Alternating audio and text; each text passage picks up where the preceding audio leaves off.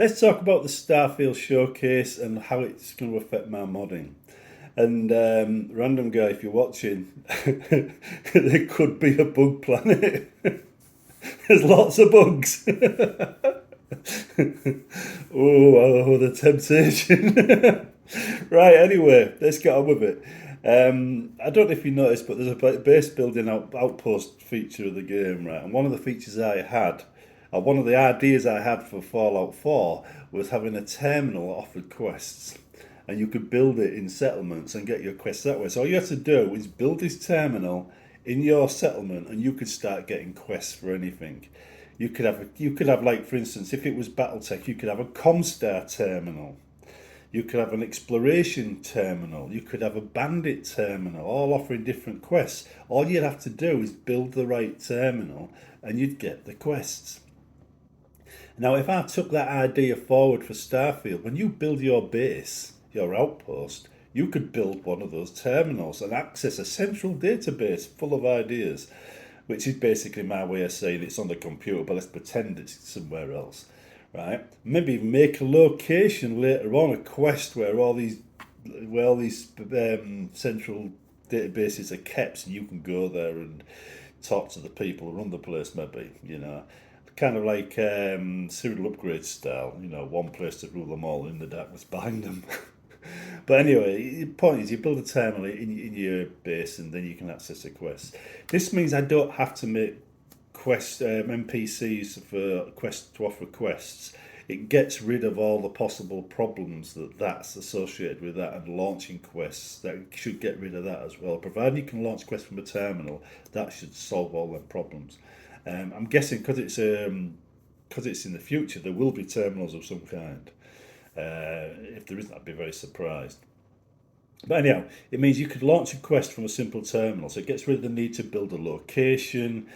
I mean, you could pretty much choose the location of wherever the quest is going to be based from when you build your base.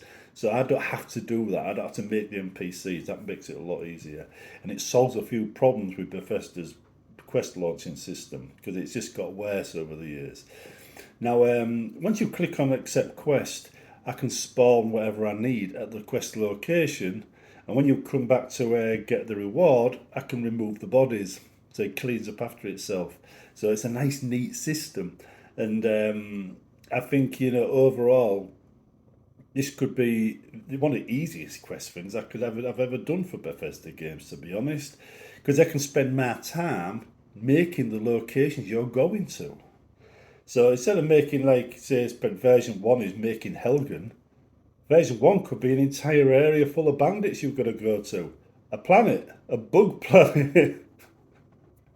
I know, I can't get away from it. I'm going to have to make a bug planet, aren't I? Go to this bug planet and exterminate so many bugs.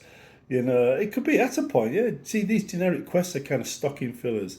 And I could probably do some missions on bug planets.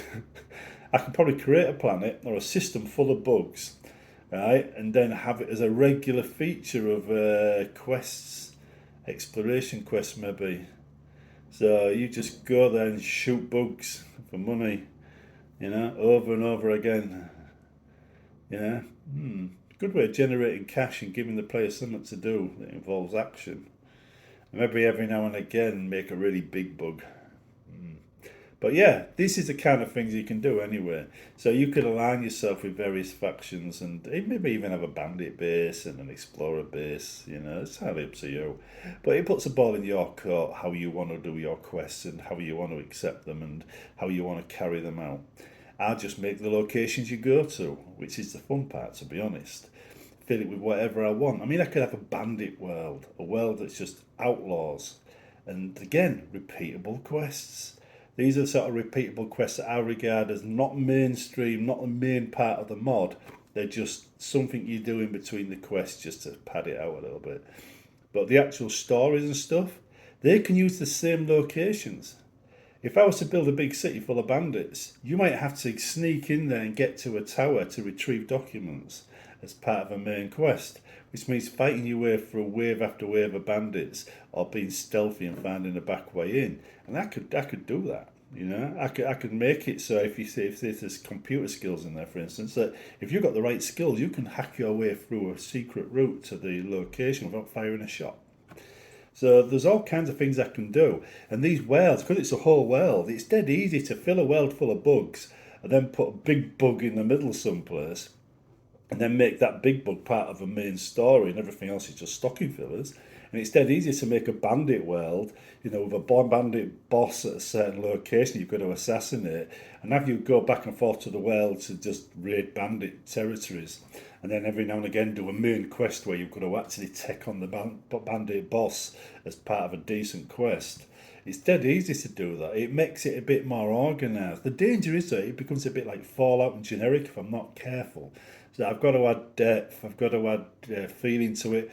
What I was talking about in the videos you will see this week, and this is really difficult for me because I can't tell you what's coming without spoiling the videos. Damn it! I should have just put them all out at once, shouldn't I? But anyhow, you'll see in the AI videos, if I take that route, everything I'm talking about here suddenly takes on a whole new dimension, shall we say, right? It becomes a lot more interesting overnight. Bethesda doesn't like Bethesda are following that route, which is a shame, right? But if I do, then suddenly your interactions with people and smart AIs makes a difference. And oh, you didn't know about that, did you? Yeah, well, there you go. That's a spoiler alert for this week. Anyway, the point is, the way it's laid out, I can already see a pattern emerging of how it might unfold in my mods, and I think allowing it to go down the base building route and having computer terminals might be the best, cleanest way of doing it, because you won't be filling up planets with quest locations. But that's not to say that you don't need a quest location. I could put a star base in the middle of nowhere where you go to get quests as well, just as easy, depending on which is the most interesting way of presenting a quest. Admittedly, a terminal's a rather boring way, but it is a good way of introducing minor quests and stuff like that.